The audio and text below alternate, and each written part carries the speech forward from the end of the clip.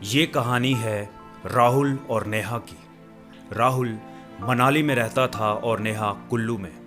वो दोनों एक दूसरे से हद से ज़्यादा प्यार करते थे। साथ रहना, घूमना फिरना और घंटों फ़ोन पर बात करना दोनों के लिए नॉर्मल बात थी। दोनों एक दूसरे के बिना एक दिन तो छोड़ो एक पल भी नहीं गुजार पाते थे। दुनिया की नज़र में वो प्रेमी जोड़े की तरह थे, पर उन्होंने एक दूसरे को कभी प्रपोज नहीं किया था। दोनों एक दूसरे को अपना बहुत अच्छा दोस्त समझते थे और ऐसे ही वक्त गुजरता चला गया। दोनों एक दूसरे के साथ इतने खुश थे कि उनको किसी और की ज़रूरत ही नहीं पड़ती थी।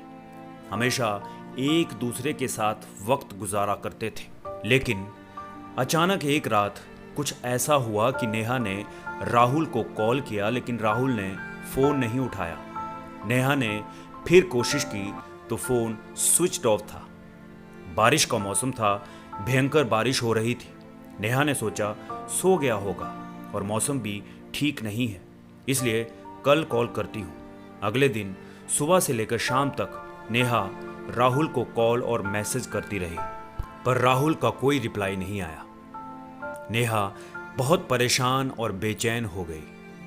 सुबह से उसने राहुल को ना जाने कितने कॉल और मैसेज किए, पर उसको कोई जवाब नहीं मिला।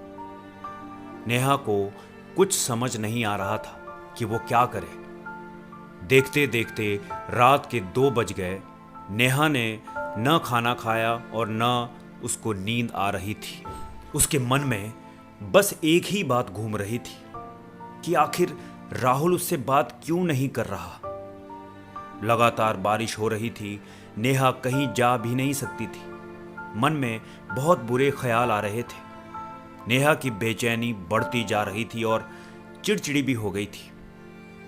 नेहा ने एक लास्ट मैसेज किया कि अगर मैं तुमको इतनी बुरी लगती हूं तो अब मैं तुमको दोबारा कभी मैसेज या कॉल नहीं करूंगी। इसके बाद भी जब राहुल का कोई रिप्लाई नहीं आया तो नेहा जोर जोर से रोने लगी और पता नहीं कब रोते रोते वो सो गई। दूसरे दिन जब नेहा की आंख खुली तब उसने सबसे पहले फोन उठाया और देखा उसमें एक मिस कॉल थी जो राहुल की थी। नेहा ने बिना कुछ सोचे समझे तुरंत राहुल को फोन लगाया। जैसे ही कॉल रिसीव हुआ वो जोर जोर से चिल्लाने लगी, तुम्हें हो क्या गया है? मैं तुम्हें इतने टाइम से मैसेज और कॉल कर रही हूं, तुमने एक बार भी मुझसे बात करने की कोशिश नहीं की। तुम समझते क्या हो? और ना जाने क्या क्या वो एक ही सांस में बोलती चली गई। राहुल ने बड़ी शांति से जवाब दिया, देखो कल मैं बहुत बिजी था और मैं अब रोज रोज तुमसे बात नहीं कर सकता। मेरे भी कुछ सपने हैं और मुझे अपने करियर पर फोकस करना है। इतना कहकर राहुल ने फोन काट दिया। नेहा के पैरों के तले से जमीन खिसक गई थी। वो समझ नहीं पा रही थी आखिर अचानक ऐसा क्या हुआ जो राहुल उससे बात नहीं करना चाहता है। वो जोर जोर से रोने लगी और उसके सामने फ्लैशबैक चलने लगा। राहुल के इस बदले हुए रूप के बारे में उसने कभी सपने में भी नहीं सोचा था। जैसे जैसे वो बातें याद करती वैसे वैसे उसकी आंखों से आंसू गिरते चले जाते।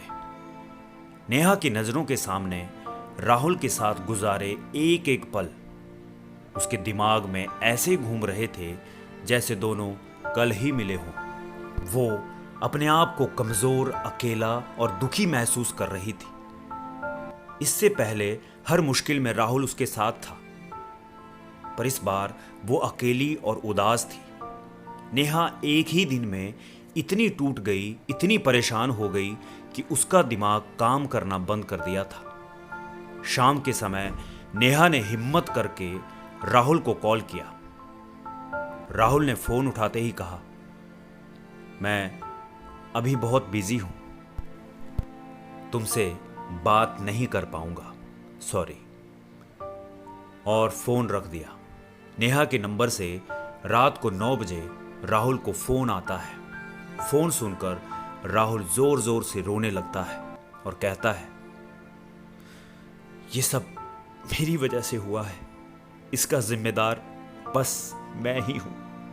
और रोते हुए घर से हॉस्पिटल के लिए निकल जाता है। असल में ये कॉल नेहा की मां ने किया था, क्योंकि नेहा ने जहर खा लिया था। हॉस्पिटल में नेहा राहुल का नाम ले रही थी। जैसे ही राहुल हॉस्पिटल में पहुंचता है, नेहा की आंख खुलती है और कहती है, आखिर मैंने क्या किया है जो तुम मुझसे बात नहीं करना चाहते? तुम्हारे बिना मैं जीकर क्या करूंगी? मेरा मर जाना ही अच्छा है, इसलिए मुझे मर जाने दो। राहुल की आंखों से आंसू गिरने लगते हैं और वो कहता है, गलती तुम्हारी नहीं, किस्मत की है।